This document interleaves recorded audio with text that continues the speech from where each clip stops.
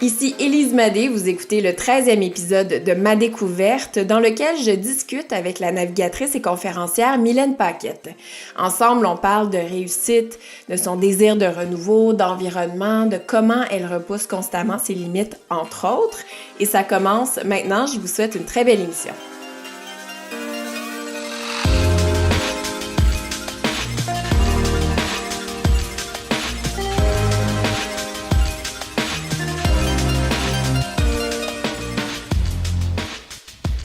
On commence. OK.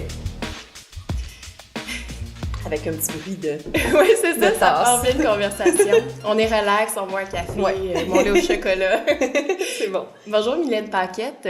Bonjour. Je suis vraiment enchantée de te rencontrer parce que, comme beaucoup de monde, j'ai suivi ta traversée. C'était en 2013, donc il y a 5 ans. Ouais. Tu as été la première femme des Amériques à traverser l'Atlantique seule à la rame. Ouais. Mais ce que je trouve particulièrement intéressant, c'est le prétexte pour lequel on se rencontre aujourd'hui, parce que tu es la conférencière du mois de novembre de Creative Mornings Montréal et tu as été choisie pour le thème de repartir à zéro. Puis moi, tout de suite, quand j'ai su que c'était toi qui parlerais de ce thème-là, je me suis dit, mais c'est probablement quand elle est revenue de son exploit, de sa traversée, qu'elle a eu peut-être ce sentiment-là. Est-ce que je me trompe? Est-ce que c'est à ce moment-là dans ta vie que tu as eu plus l'impression de repartir à zéro? Ou c'était peut-être avant ta traversée? Non, je pense que c'est après. Je pense que Après? je suis dans un restart depuis quelques années, même, je dirais. Mais en fait, il faut savoir que cette traversée-là, je l'ai préparée pendant 5 ans. Puis ma vie, souvent les gens, ils restaient accrochés sur l'idée, ça a dû changer ta vie, ta traversée. En fait, ma vie, elle avait changé très, très, très consciemment avant. J'avais comme mis la charrue devant les bœufs en me commettant dans cette aventure-là. Fait que j'avais tassé beaucoup de choses dans ma vie. J'avais mis beaucoup de choses en latence pour pouvoir me préparer pour aller chercher du financement aussi. Donc, je travaillais d'arrache-pied pendant des années. Puis les 2 dernières années avant ma traversée ont vraiment été difficiles. Donc, c'est comme si ma traversée avait été une grosse parenthèse dans ma vie, tout ce projet-là. Donc, j'ai fait d'autres traversées avant pour me préparer aussi. Donc, ça a pris beaucoup, beaucoup d'espace. Puis, cette grosse parenthèse-là ne s'est pas refermée tout de suite quand je suis arrivée à la ville de Lorient, à la rame. Elle s'est refermée beaucoup plus tard. Je dirais que ça s'est refermé presque 2 ans plus tard parce que j'ai pas eu de recul. Pourquoi? OK. J'ai pas pu arrêter. Ça a été une frénésie quand même assez incroyable l'année de mon retour. Puis même je pourrais dire l'année et demie après mon retour, ça a été vraiment frénétique autour de moi. Tu sais, Est-ce que c'était l'engouement médiatique, tes conférences? Il y avait beaucoup, beaucoup d'engouement, puis les gens aussi, j'avais pas le temps de prendre du recul. Tu sais, des fois, je faisais 3 conférences par jour, j'en faisais 10-12 par semaine, puis c'est toujours dans l'optique aussi de renflouer les coffres, parce que j'avais des centaines de milliers de dollars en dette. Puis, à un moment donné, ça? Oui, je suis partie endettée de 125 000 à des amis. Donc, pas à Visa, Mastercard, là, mais vraiment des gens qui m'ont prêté de l'argent. Donc, il fallait que je renfloue. Ouais. Okay. Puis, j'avais pas de grands commanditaires financiers. Tu sais, j'ai eu 5 ou 6% du budget total de commandité là, en sponsor financier. Donc, le reste, c'était des dons matériels. Sinon, des gens qui m'achetaient des canards de plastique puis qui voulaient leur nom décrit sur le bateau. Fait qu'à coût de $100, $250, j'ai ramassé de l'argent. Mais quand je suis revenue, j'avais des gros chiffres en parenthèse dans mes rapports financiers et je devais renflouer les coffres. Et donc, ça en est suivi une course folle de conférences en pensant toujours que ça allait s'essouffler. Mais ça s'est pas essoufflé. Ça a pris 3 ans avant que ça s'essouffle, avant que la demande commence à diminuer. Donc, ça a été comme une espèce un essoufflement vraiment. Moi, avant que ça s'essouffle, moi, je me suis essoufflée. Et moi, ma conférence, à un moment donné, je me sentais un peu peut-être tannée de la radoter, tu sais, de la dire de la même façon. C'est ça, quand tu fais des centaines de conférences comme ça, c'est toujours la même chose? Mais ça change constamment, sinon ça serait plus honnête. Okay. Tu sais, je m'ennuierais, je serais pas honnête en face des gens, je serais pas heureuse là, de tout le temps raconter la même chose. Fait qu'elle a beaucoup, beaucoup, beaucoup évolué. Mais moi, je me sentais quand même partir une cassette, même si les gens me disent que ça a pas l'air d'être une cassette, puis on dirait que je la donne pour la première fois. Même s'il y a tu sais, c'est authentique, je suis quand même heureuse de raconter mon histoire, mais moi, j'ai senti que je m'essoufflais, que j'avais besoin de renouveau, j'avais besoin de repartir une conférence nouvelle, même si je veux pas nécessairement repartir tout de suite à l'aventure. Puis aussi, il y avait il y a un côté de moi qui assumait pas non plus ce qu'il avait fait, parce que c'était la première fois que je réussissais quelque chose dans la vie, puis c'était pas une petite affaire, à ce c'était pas une mince tu dirais affaire. que c'était ta seule réussite à Oui, vie? c'était ma seule réussite. C'est pas n'importe quoi quand même, ouais, tu t'es mis là-bas. Oui, c'est ça. Donc, ça a été long à assumer que j'avais rencontré la réussite avec ce projet-là. Donc, j'assumais pas nécessairement la gloire qui venait avec ça. J'assumais pas la reconnaissance que les gens me prêtaient ou les louanges que les gens me faisaient. Donc, c'est comme si ça m'arrivait pas à moi. Donc, j'ai pas assumé la reconnaissance de cette aventure-là. Puis c'était pas de la fausse modestie ou c'était pas de... Tu sais, c'était vraiment comme, ben, c'est ordinaire ce que j'ai fait. Puis c'était vraiment honnête parce que moi, j'avais pas... Je sais pas comment bien l'expliquer. J'avais pas l'impression que ce soit extraordinaire parce que c'était mon quotidien d'être en mer. Tu sais, c'était ce que je voulais depuis longtemps. C'était gros. C'était ton rêve. C'était immense. C'était mon rêve. Mais pour moi, c'était moi, ça. Donc, les gens, tu sais, toute la reconnaissance que j'ai reçue après mon aventure, c'était comme si c'était pas à moi que ça arrivait parce que c'était la première fois que je recevais autant. Malgré toute la préparation que ça t'a pris, tu sais, ça s'est pas fait non plus en un claquement de doigts. Non, pas du tout. Même avec tout ce travail-là, t'avais quand même l'impression que c'était ordinaire. Ben, pas que c'était ordinaire comme réussite, mais comme j'avais jamais goûté à ça, réussir quelque chose, c'est comme si c'était pas à moi que ça arrivait.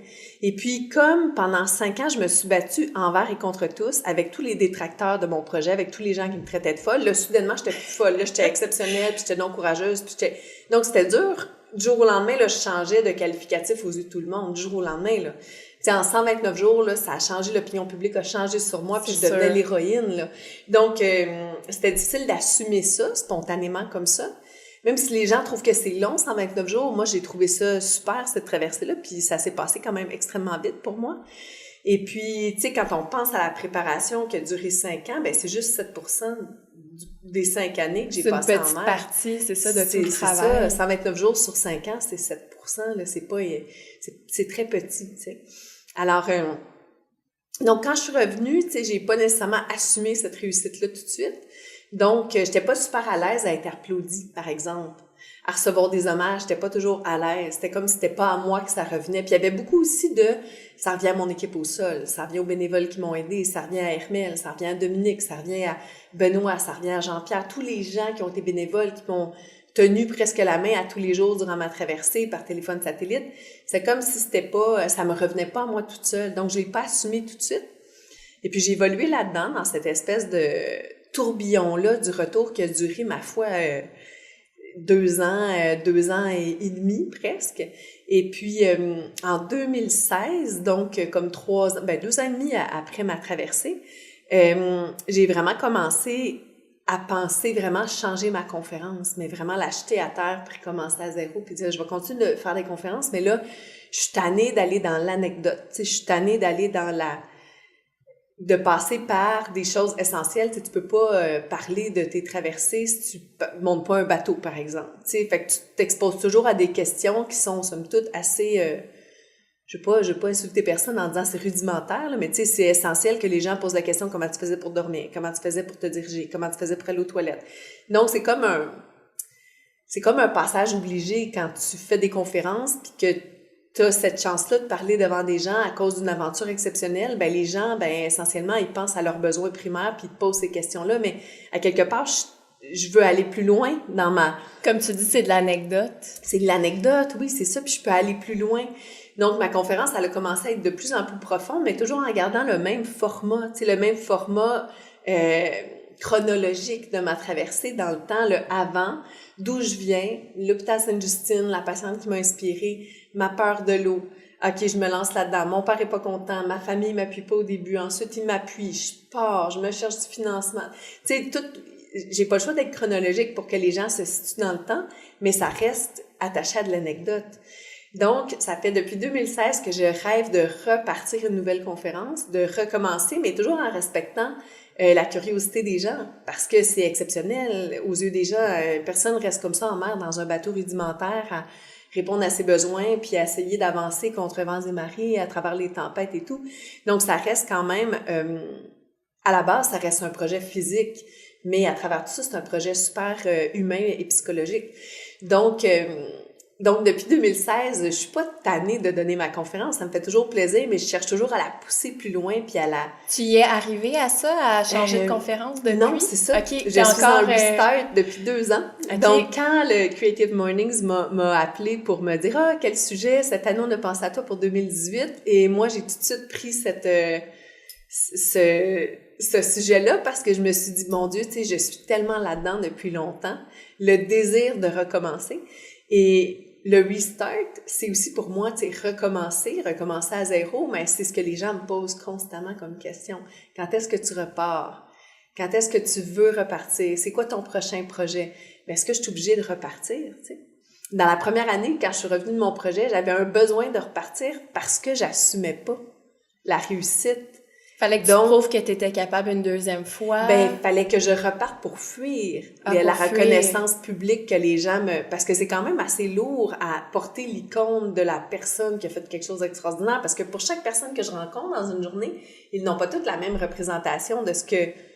l'image de ce que ça représente pour eux. Il y en a qui disent c'est complètement folle, c'est complètement insensé, c'est complètement... tiré par les cheveux, mais il y en a d'autres qui trouvent ça courageux, qui trouvent ça très adorable. Donc, tu peux pas représenter à toi seul comme personne tout ce que ces gens-là projettent sur toi. Tu sais, l'icône que ça représente, une traversée comme ça, une aventure comme ça. Donc, moi, j'étais pas prête à assumer tout ça. Donc, mon désir de repartir a vraiment été super présent dans la première année de mon retour. Mais pourquoi je voulais repartir? C'était pour fuir ça.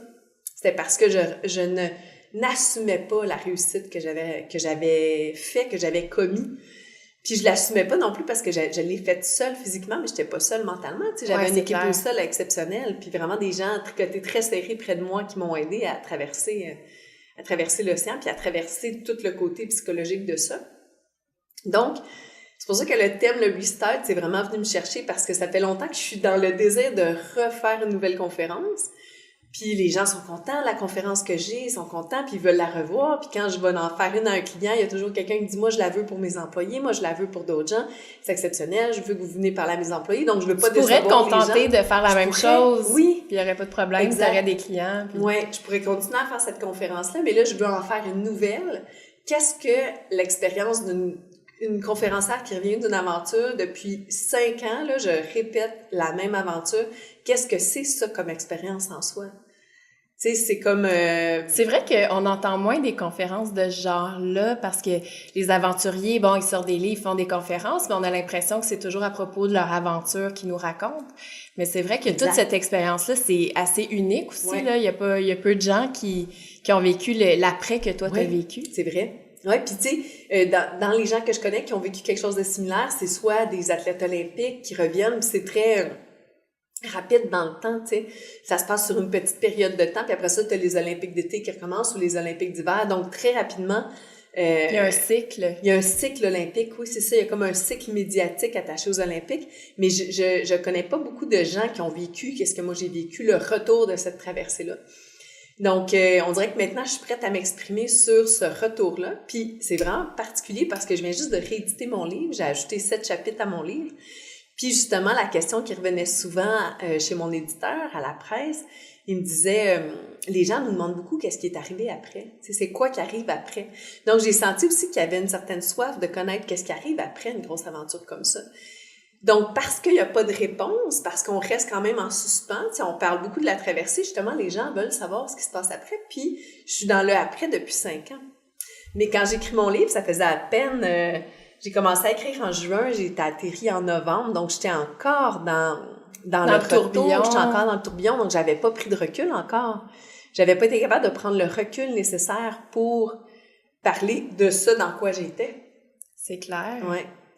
Mais ce qui me frappe de ce que tu dis depuis tantôt, c'est que le restart, il se situe pas dans une journée, dans le temps précisément, ça se fait sur une longue durée, sur plusieurs mois, plusieurs années même. C'est ça qui doit être un peu vertigineux aussi. Oui, c'est vrai. Parce que partir à zéro, c'est aussi avoir 1000 possibilités devant soi, puis là, laquelle on saisit. C'est vrai. Je suis sûre que t'as plein de projets en tête, t'as plein d'idées. J'ai plein d'idées, puis c'est pas ça qui manque, là. C'est ça. Puis quand on restart, je pense pas qu'on repart from scratch. On repart pas à 0 parce que là, on a acquis des connaissances, on a acquis des aptitudes, on a une plus grosse confiance en soi et tout, donc on peut perdre aussi. Nos attentes sont plus hautes, on est plus exigeant envers nous. Donc, le risque est essentiellement plus grand. C'est sûr qu'il est plus grand parce qu'on repart pas de 0, 0, 0. Puis, ça me fait penser à une question que les gens me posent souvent, le referais-tu, ta traversée? Mais je le referais, mais on peut pas refaire une chose pour la première fois 2 fois. Tu sais, on peut pas, tu sais. Donc, tu sais, je le referais n'importe quand, ça serait super, tu sais, mais ça se fait pas comme ça. Ouais, c'est ça. C'est ça se fait pas comme ça. Faut vraiment recommencer. Faut acheter un bateau, le préparer. Donc, moi, c'est la préparation que j'ai trouvé trop ardue et fastidieuse que je referais pas, là, dans les mêmes conditions que moi j'ai connues. Mais sinon, tu sais, je le referais. Mais après ça, il faut vraiment avoir des raisons très profondes pour faire quelque chose parce qu'il faut se justifier à soi-même tous les efforts qu'on fait pour y arriver. Moi, je pense à tous les efforts que j'ai faits dans le passé, puis tous les sacrifices, là, que j'ai mis ma vie amoureuse de côté, ma vie sociale de côté. C'était ça, que ça, je pensais qu'à ça, je cherchais du financement, je m'empêchais de manger pour payer mon bateau. Donc, tous ces efforts-là, ces sacrifices-là sont tellement grands qu'il faut se les justifier à soi-même. Donc, repartir pour repartir, oui, mais encore, qu'est-ce que tu cherches? Qu'est-ce que tu veux découvrir? C'est quoi l'appel que tu ressens? Donc, le Restart, pour moi, ça m'interpellait beaucoup dans le sens de repartir une nouvelle conférence, mais ça me faisait beaucoup penser aussi à tous les gens qui, c'est toujours à peu près dans les premières questions à la fin d'une conférence, vas-tu repartir? Si oui, quand? Qu'est-ce que tu vas faire? Puis c'est normal que les gens posent la question parce que c'est tellement un parcours atypique qu'on peut... tu sais, je pourrais arriver avec une surprise du jour au lendemain et dire « je me pars en affaires », puis les gens seraient pas surpris, ou « je me pars je sais pas moi, une écurie avec... tu sais, je pourrais partir avec n'importe quelle idée parce que c'est tellement un projet qui sort de l'ordinaire que je pourrais continuer dans des projets qui sont un peu... tu sais, toujours un peu différents, là. Ouais. Parce que j'ai l'impression que les gens qui vont faire des exploits comme tu as fait, c'est des gens qui sont toujours aussi à la recherche d'adrénaline, toujours poussés plus loin, plus loin. Fait que j'imagine que derrière cette question-là aussi, les gens se demandent, OK, c'est quoi la prochaine affaire qu'elle va faire? Ça va-tu être l'Atlantique? Je sais pas s'il y a plus, tu préfères un autre parcours 2 fois plus long, je sais pas, je dis n'importe quoi, mais j'imagine que cette idée-là, toi, t'es-tu quelqu'un qui est toujours à la recherche de pousser tes limites, aller toujours plus loin, ou c'était le projet en tant que tel qui te motivait plus non, que ça, moi, c'était vraiment le projet. C'est ça, non, c'était pas la recherche d'adrénaline, malgré que puis je connaissais pas ça, quand j'ai voulu, tu sais, moi, j'ai voulu me lancer dans ce projet-là, puis c'était en regardant des trucs sur Internet, en regardant des vidéos, en me disant, mais ça doit être incroyable de ramer sur des vagues de 4 mètres, surfer sur des vagues comme ça en plein milieu de l'océan, puis de voir... Moi, c'était ce thrill-là, c'était le thrill, la sensation forte d'être au milieu de nulle part, puis de se débrouiller, puis le retour aux valeurs humaines, tu sais, la force humaine, la stratégie aussi, la tactique, comment s'en sortir, comment se débrouiller, tu sais, toute la débrouillardise qu'il y a dans une aventure pareille. Moi, c'est ça aussi qui m'interpellait. Puis j'ai fait d'autres aventures préparatoires, mais... tu sais, en tout, j'ai fait comme 4 voyages, 4 aventures. La plus grosse, c'était celle de 2013, mais chaque aventure, c'était pas pour qu'elle soit plus grosse que celle précédente, c'est juste en vue de me préparer pour la grande aventure. Donc, si je repartais tout le temps, c'était juste pour ajouter des cordes à mon arc puis me préparer. Mais si je voulais repartir aujourd'hui, ce serait juste, essentiellement, ce serait peut-être pas de la navigation. Ce serait peut-être pas l'Atlantique, ce serait peut-être pas l'océan, ce serait peut-être du vélo, ce serait peut-être de l'escalade, ce serait peut-être... C'est pas pour la sensation forte, moi je pense que c'est beaucoup plus se retrouver en nature. Pour être dans la nature, parce que quand t'es dans la nature, tu sais, t'es un peu spartiate, t'es pas confortable, là, tout revêt un goût différent. Tu sais, ton chocolat, ton lait au chocolat, il goûte tellement bon quand tu l'as fait à partir de lait ou de chocolat en poudre, puis tu l'as brassé, puis t'es au milieu des vagues. C'est comme, il est tellement plus bon. Oui, c'est ça. Ouais, tu sais, ton café instantané en plein milieu de l'océan, il goûte vraiment bon. Ouais, c'est ça, j'imagine. Mais tu sais, chez ta mère, un dimanche soir, là, il goûte pas super. C'est décevant, exactement. Toi, c'est ça, le contact avec la nature, mais tu le disais, tu l'as évoqué, t'avais peur de l'eau avant. Ben, je sais pas, peut-être encore peur de l'eau? Oui, j'ai encore peur, mais j'ai moins peur qu'avant, quand même, là, J'ai fait d'autres types de sorties, d'activités sur l'eau qui m'ont permis d'avoir un meilleur contact avec l'eau, puis qui ont fait en sorte que je me suis un peu amourachée de ce milieu-là, là. Donc, j'ai eu plus de plaisir que de mal à fréquenter des cours d'eau, à faire du kayak, du rafting, n'importe quoi, tu sais. J'ai maintenant passé de l'autre côté, tu sais, j'ai eu plus de plaisir que j'ai eu peur. Donc, maintenant, je la fréquente mieux qu'avant, ouais. Est-ce que c'était une de tes motivations, surmonter tes peurs aussi? C'était une motivation, mais j'ai désiré traverser l'océan avant de vouloir surmonter apprivoiser une peur. cette peur-là. Ouais, c'est ça. Donc, à la base, puis c'est ça qui m'avait fait reculer, tu sais. Donc, à la base, c'était une motivation en cours de route, mais c'était pas la motivation, tu sais, la direction. Moi, je veux faire ça pour ne plus avoir peur de l'eau, là, c'était pas ça. Ouais. OK, je comprends. Fait que c'est sûr qu'il va y avoir d'autres aventures, d'autres escapades, mais ce sera peut-être pas nécessairement connu de tous. Ce sera peut-être pour moi, ce sera peut-être toute seule, en famille, ou avec mon chum, ou tu sais, ce sera peut-être pas aussi grandiose. Donc, tu sais, de répondre à cette question-là aussi, d'y répondre à la fin des conférences quand les gens me demandent « Est-ce que tu veux repartir? » Ben oui, je veux repartir, mais moi, je me demande souvent pourquoi les gens se posent la question, tu sais. Parce que souvent, il y a des gens qui se posent la question parce que c'était le fun de me suivre puis qui veulent me suivre encore puis que c'était super cool, ma page Facebook, les photos puis tout, puis c'était une aventure, on le vivait par procuration. Il y en a d'autres que c'est juste par curiosité, puis il y en a d'autres qui, comme tu m'as dit tout à l'heure, ben c'est peut-être juste parce que t'aimes le thrill, les sensations fortes. Donc, essentiellement, les gens qui partent souvent parce qu'il y en a toujours une autre aventure puis un autre, tu sais, un désir de pousser encore plus loin nos limites et tout. Mais moi, il n'y a pas vraiment ce désir-là de repousser mes limites, parce que nécessairement, je repousse mes limites en tant que conférencière, quand je travaille, dans mon quotidien, tu sais, je fais... Tu peux le faire autrement dans le milieu de l'océan. Oui, exactement. Tu sais, je pratique le canot à glace, donc je repousse mes limites quand je vais sur le fleuve en plein hiver, tu sais, c'est... Ouais.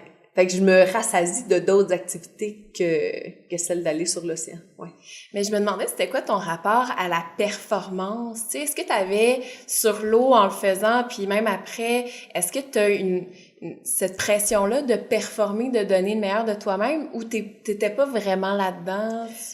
Moi, je dirais que la notion de performance est plus arrivée après mon aventure, parce que sur l'eau, sur l'eau, mon objectif au début, dans les premiers mois de l'aventure, c'était tu sais, la quantité de milles nautiques à franchir par jour. C'était beaucoup, beaucoup. Aujourd'hui, il faut que j'avance de tant de milles nautiques parce que ça avançait pas, ça marchait pas, la météo était pas là. Puis j'ai compris qu'au lieu de mettre l'accent sur le résultat, il fallait mettre l'effort sur le processus.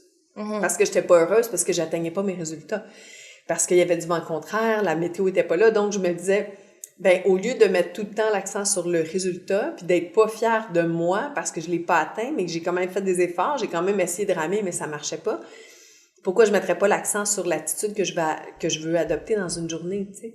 Pourquoi je mettrais pas l'accent sur ce que je veux travailler sur moi aujourd'hui plutôt que de mettre l'accent sur le résultat d'où mon bateau va se rendre aujourd'hui? Donc, j'ai comme compris que la performance était plus très intime, tu sais, était beaucoup plus...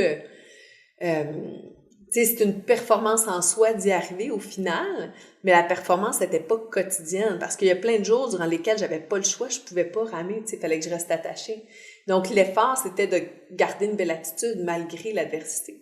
Puis la performance est arrivée après parce que tu sais, c'est le seul endroit où je me suis sentie en sécurité quand je me suis fait garrocher sur scène à mon retour, qui raconte-nous ton histoire.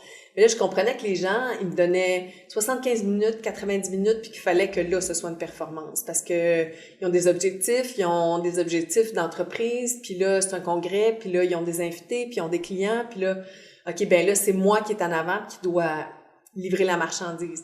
Donc, la performance était beaucoup plus là. Ouais, était beaucoup plus scénique.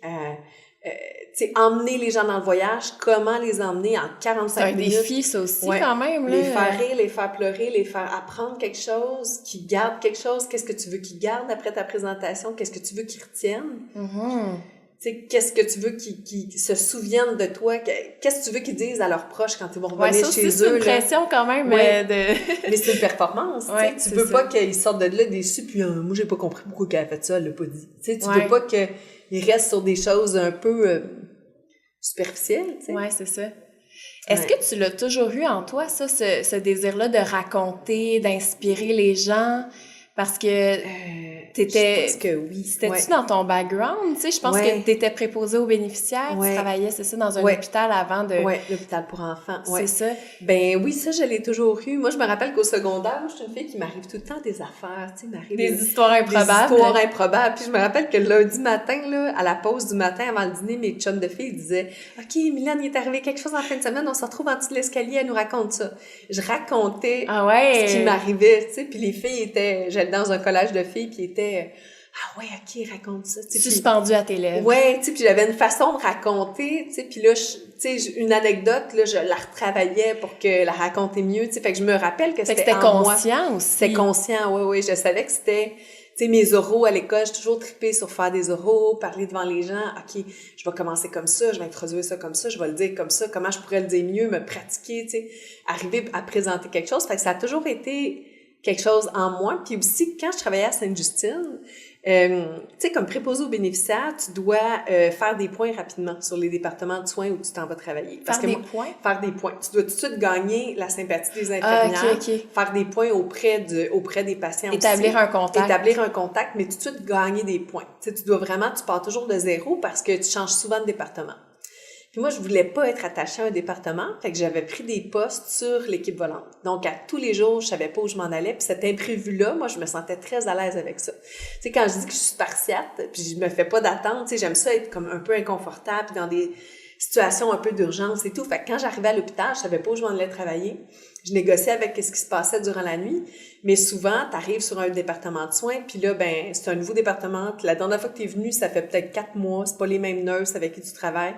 Puis là, tu te présentes dans chaque chambre. « Bonsoir, je suis la préposée aujourd'hui. Non, c'est pas moi qui va te sculpter. » Tu racontes aux patients, tu les mets en confiance, tu racontes quelque chose, tu joues avec les toutous, tu leur installes à la télé, tu leur racontes quelque chose, tu les convaincs d'une prise de sang, tu les convaincs d'aller faire un test diagnostique. Parce que c'est des moments difficiles dans leur vie qui vivent ces gens-là. Exact. De vivre ça au quotidien dans ton rôle, ça devait être particulier aussi.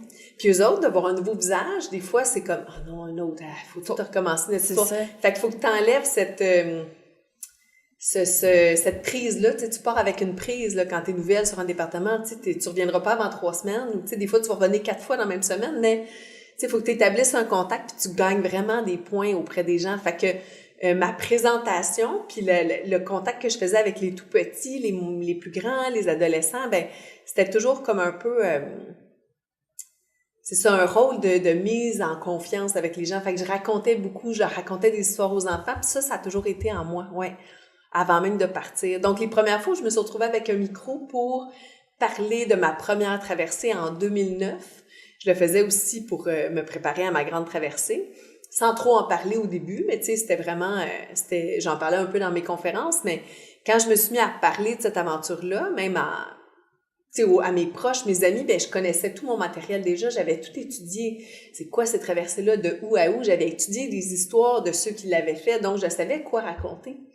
Je savais de quoi je parlais, je connaissais déjà mon matériel. Fait que les gens, ils gagnaient déjà... Moi, je gagnais en confiance auprès de mes amis. Ils me faisaient confiance. Ils disaient, c'est dans quoi qu'elle s'embarque, là? Elle nous dit des mots qu'on comprend même pas, tu sais. C'est quoi, c'est un désalinisateur d'eau? Tu sais, parce qu'au début, quand tu t'en viens avec un projet de même, tu débarques avec tes bottes, là, les gens se disent « Ah, tu pensais à ça? Comment tu vas faire pour te laver? » Tu sais, ils pensent t'attraper dans le détour, là, tu sais.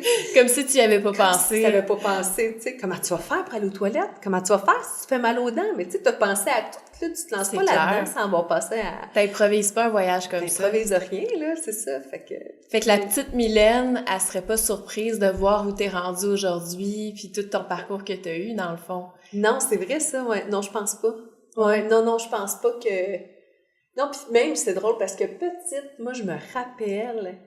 Tu sais, des fois, on se fait des mantras quand on est petit, là. Puis moi, j'étais très petite, là. Je revenais de l'école, il pleuvait, là. Puis là, j'étais avec mon sac à dos, puis je me disais, je suis une aventurière. Je me disais ça, j'étais vraiment petite, puis je me disais ça, ouais. Tu sais, là, si tu marches dans une flaque d'eau avec des bottes, il y a de la slotch, puis t'es tout mouillé, puis tu vas être tout mouillé pour la journée, là.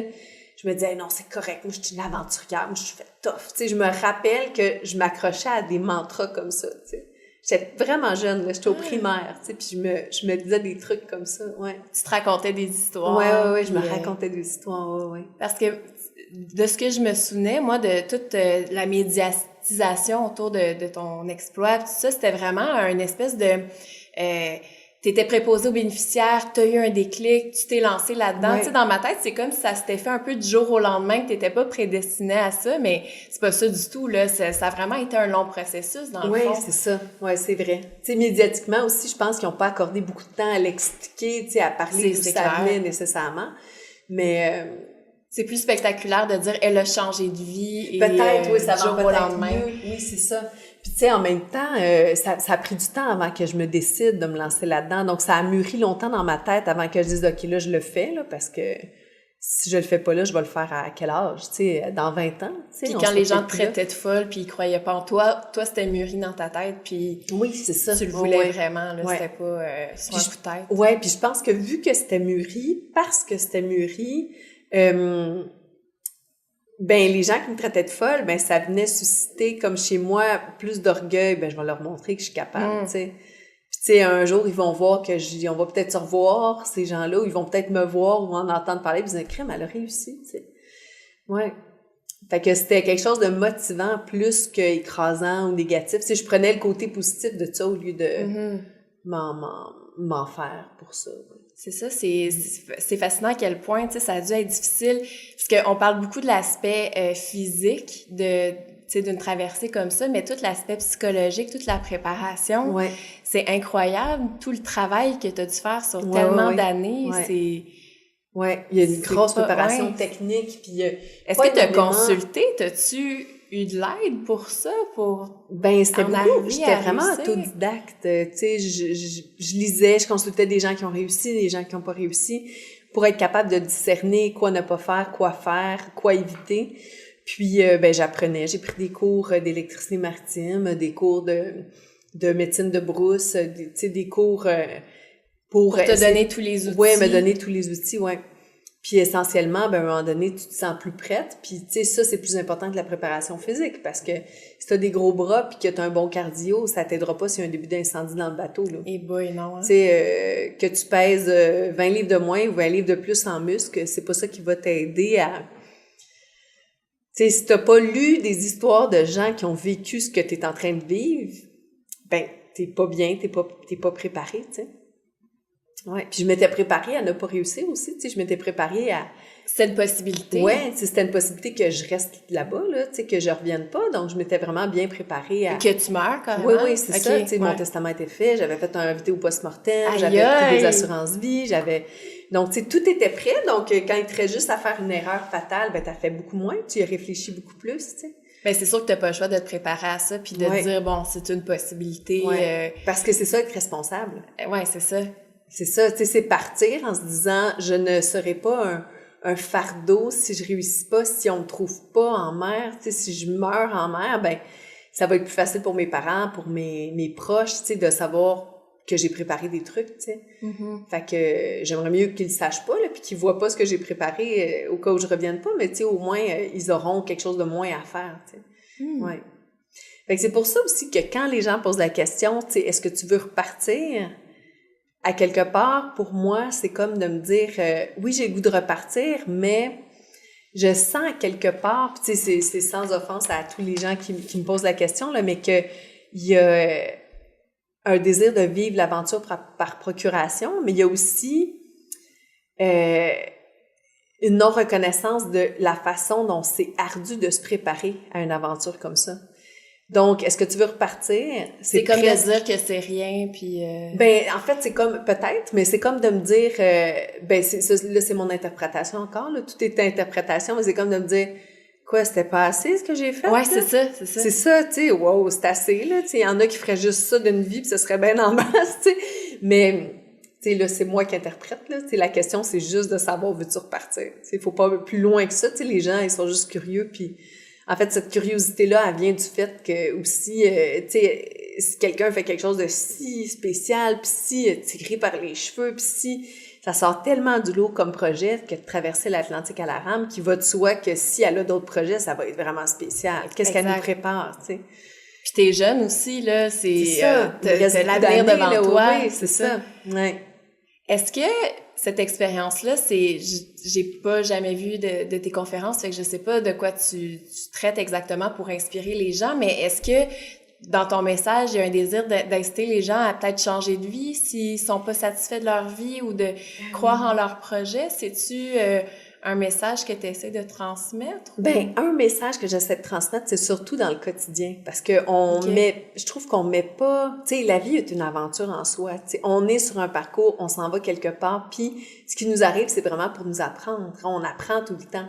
Donc, moi, ce que j'ai appris sur l'océan, la plus grande leçon, c'est que peu importe dans quelles conditions on se trouve, on a toujours le choix. La seule chose qu'on contrôle, c'est l'attitude qu'on choisit d'adopter.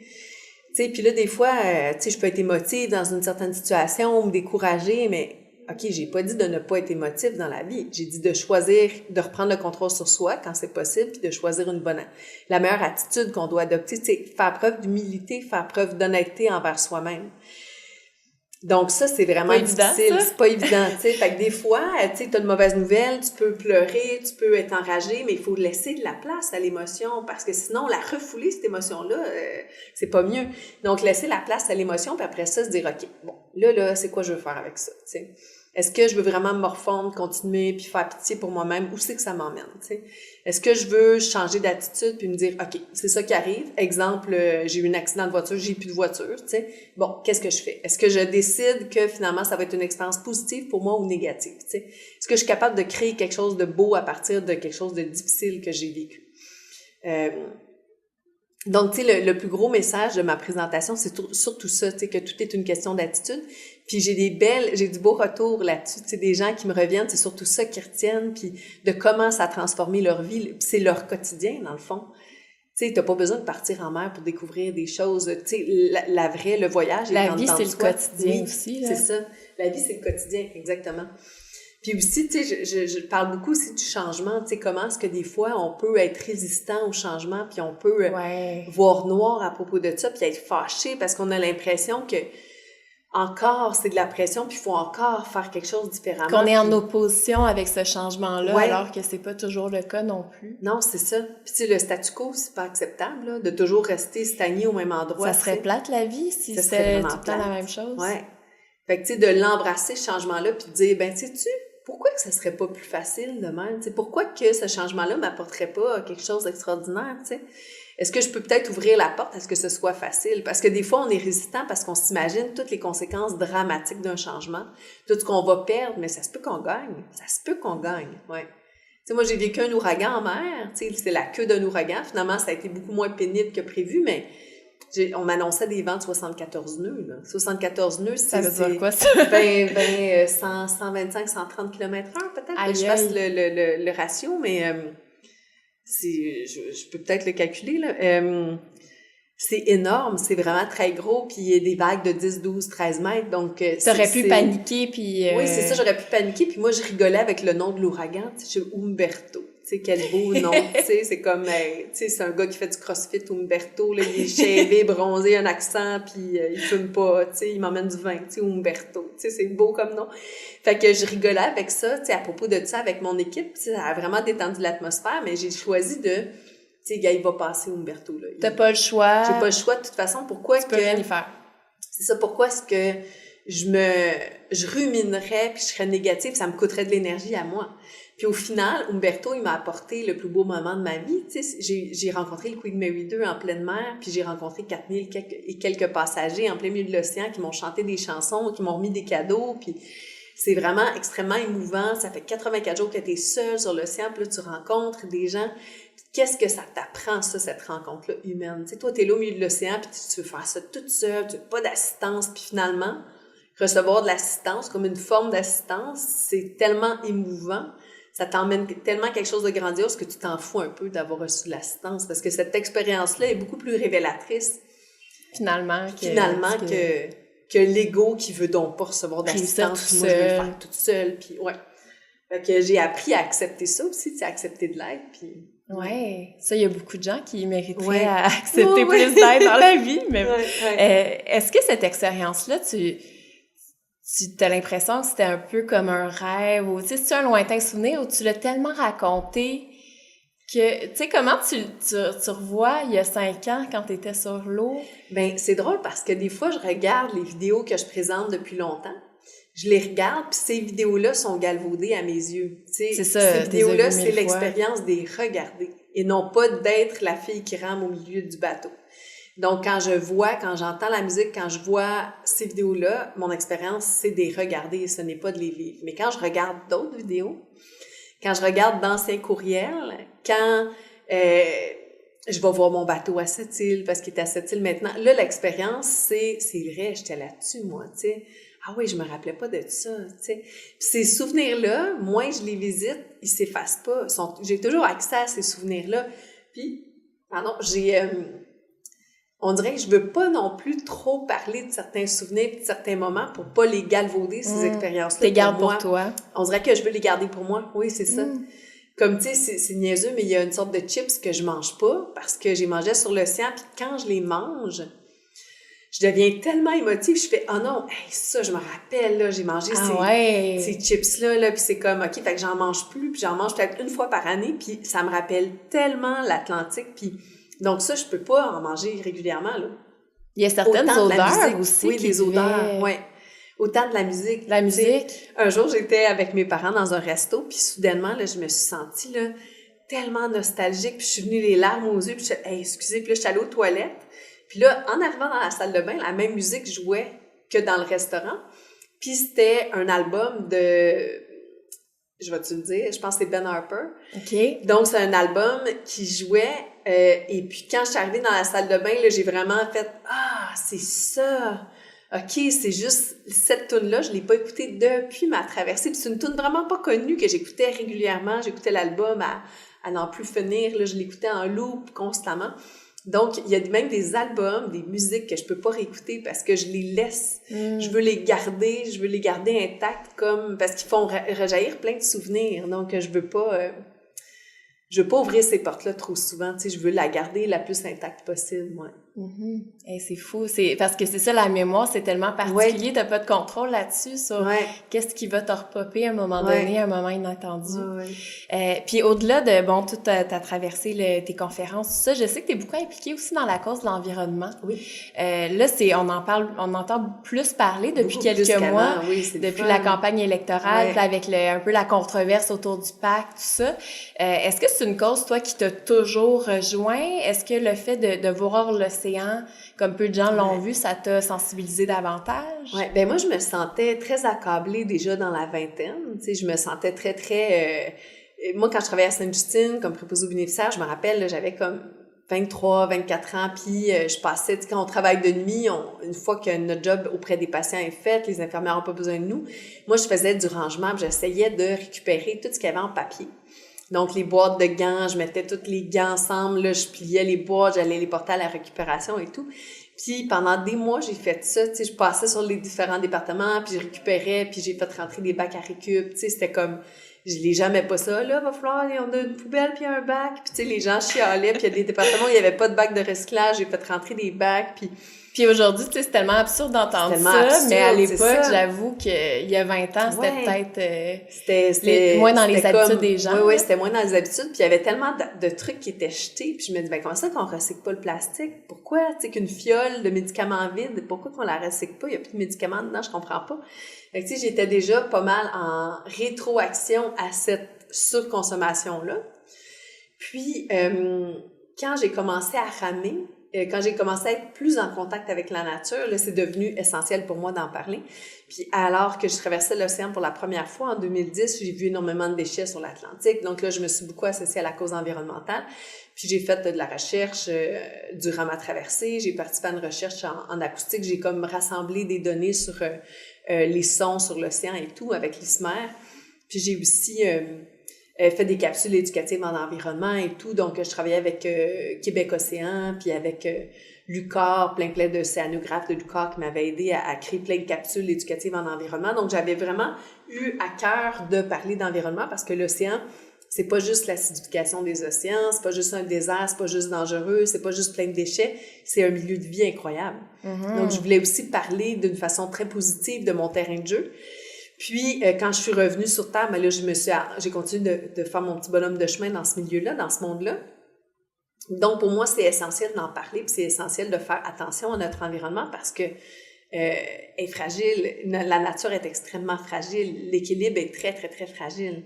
Puis quand on est là, quand on la côtoie, l'environnement, quand on côtoie la nature, on est à même de remarquer toutes les pressions qu'elle subit.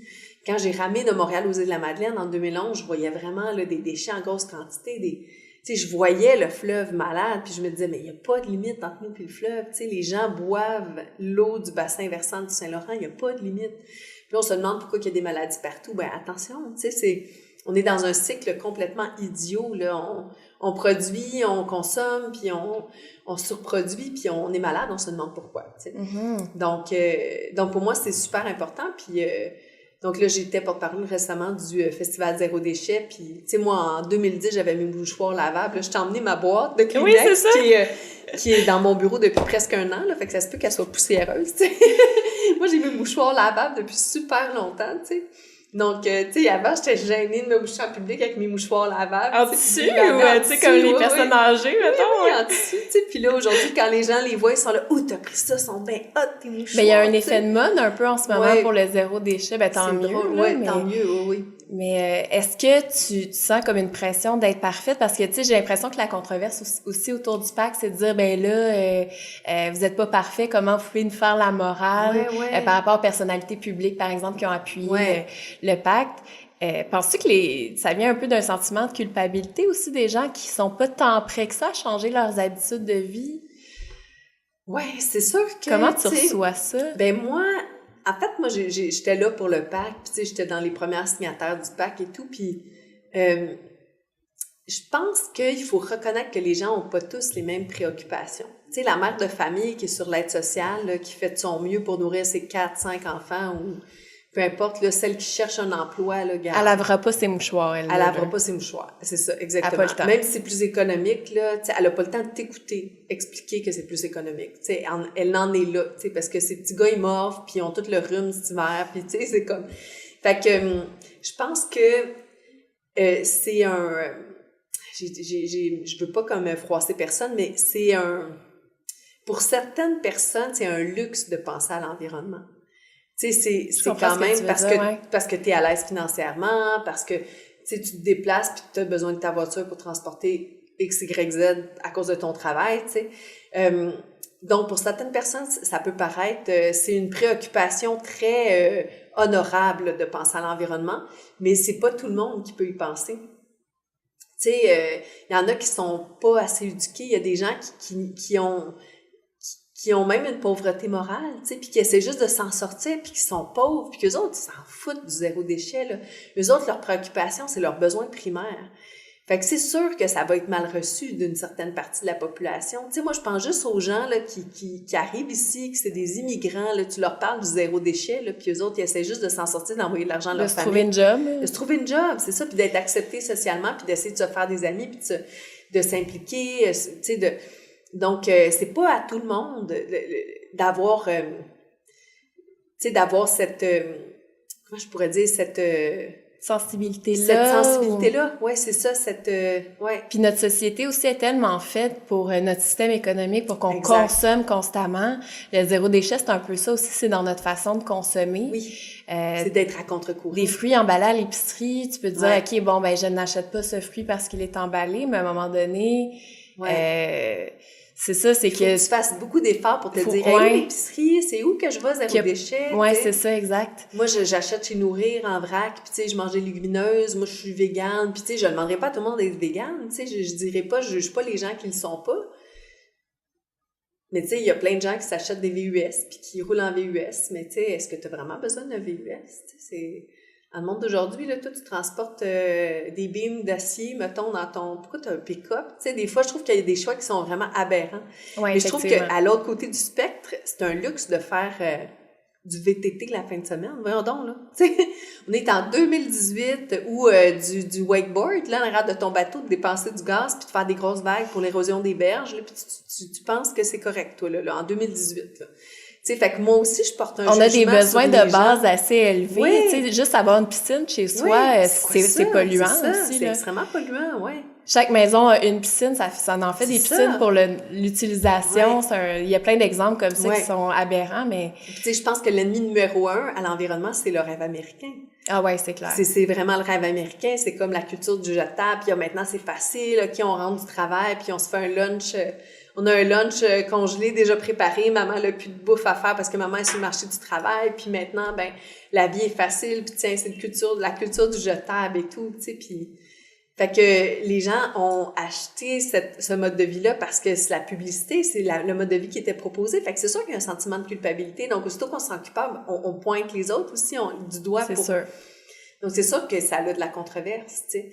Puis l'environnement, ben on n'aura pas le choix d'en parler de plus en plus parce qu'il va y avoir des réfugiés climatiques, tu sais. Ah ouais, ça va être de plus en plus important d'en parler. Ouais. Est-ce que tu as un désir de t'impliquer, par exemple, d'aller vers le gouvernement pour... est-ce que tu as des pulsions revendicatrices par rapport à ça? Est-ce que tu as des projets en lien avec ça? Ben beaucoup, tu sais, justement, là, tu sais, j'ai beaucoup de réflexions par rapport à ça, à me dire, est-ce que... Par exemple, tu sais, justement, ma prochaine aventure, est-ce que je pourrais ne pas repartir puis travailler dans ce domaine-là, justement, tu sais? Est-ce que je pourrais, parce que repartir, c'est-tu juste pour moi? C'est-tu juste un plaisir, un luxe? Parce que c'est quand même un luxe, on va se le dire, d'être seul en plein milieu de l'océan. C'est clair. Dans un petit bateau à rame. Aujourd'hui, là, ben là, c'est pas aujourd'hui, mais en 2013, tu sais, c'est quand même un immense voyage luxueux que je me suis payé. C'est vrai. Luxe dans le sens que, bon, j'avais pas des serviettes propres sur mon bateau, là, mais tu sais, c'est quand même un once in a lifetime, là, que tu peux beaucoup de ressources déployées pour ton projet à toi, exactement. C'est sûr. C'est beaucoup de ressources, beaucoup d'énergie que j'aurais pu déployer pour les enfants malades ou pour, tu sais, d'autres choses. Et moi, j'avais besoin de ça. Puis, tu sais, c'est mon message maintenant, ben il aide plein de gens, tu sais. Puis, il y a plein de gens qui se sentent inspirés par ce que j'ai vécu, mais... Donc, oui, c'est utile, mais c'est vrai que tu poses la question sur si... Est-ce que je devrais refaire une autre aventure? Parce que nécessairement, repartir, ça va être de déployer plein d'énergie envers quelque chose qui va ne répondre qu'à mes besoins à moi. C'est vrai. Donc, on est en 2018. Est-ce que j'ai vraiment besoin? Est-ce que je peux peut-être repartir plus modestement en vélo, ailleurs, puis faire des rencontres humaines, puis parler d'environnement beaucoup plus dans un projet qui est beaucoup plus, tu sais, humain? Tu sais, c'est les questions que je me pose. C'est ça, t'évolues aussi à travers les années. Le temps s'effrite, là. Oui, c'est ça. Le temps passe vite.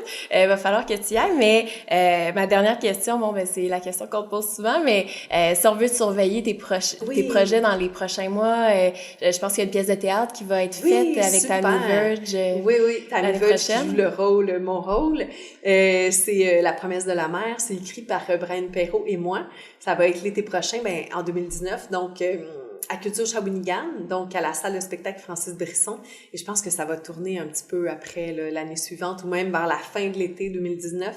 Donc voilà, les billets sont déjà en vente. La première, c'est le 4 juillet. Donc on continue d'écrire, on continue de travailler là-dessus.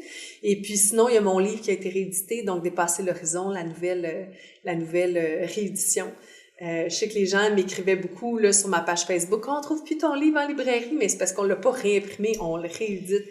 Donc là, il est disponible en librairie juste avant Noël, c'est parfait. Puis il y a mon livre en version audio aussi, je l'ai enregistré, donc vers la mi-décembre, ça va être prêt. Et puis sinon, ben pour me suivre... D'autres projets mystères, sinon à plus long terme? Mystères à plus long terme, ouais. Donc beaucoup de mouvements dans ma vie, beaucoup de changements, mais je vais rester quand même... tu sais, je pense que de faire des conférences, je me sens à ma place aussi là-dedans. Tu sais, je trouve que j'ai vraiment le plus beau métier du monde. Tu sais, des fois, je me remets en question puis je me dis « Ah, mon Dieu, OK, je vais encore répéter. » Mais tu sais, je suis quand même libre pendant 50 minutes, 60 minutes, 115 minutes, 75 minutes à parler devant des gens. Tu sais, je suis payée pour aller m'exprimer devant des gens. Puis j'ai des objectifs. Pour inspirer. Oui, c'est ça, pour inspirer. Puis, tu sais, parfois, c'est un employeur qui m'embauche, parfois, c'est un congressiste, parfois, c'est un prof d'école, mais tu sais, ils ont toujours des objectifs précis. Puis mon mandat, c'est d'aller passer des messages. Tu sais, c'est vraiment un beau métier. Donc, puis peut-être des projets de podcast aussi. Là, je te regarde avec le micro, là, ça a l'air le fun. Si t'as des questions, ça va me faire plaisir de répondre. Merci beaucoup d'avoir pris le temps de me parler. Puis honnêtement, je trouve ça tellement inspirant. Puis je trouve que tu as un regard très critique aussi sur ton propre parcours aussi, puis ça aussi, c'est intéressant de voir que t'as accompli quelque chose, mais t'es capable d'en parler avec une certaine, un regard très lucide aussi. Oui, c'est vrai, ben merci. Fait que, je suis bien contente de t'avoir rencontré. Merci beaucoup. Merci beaucoup, c'est le fun, quel plaisir, donc j'ai hâte d'entendre ça. Ouais, c'est ça.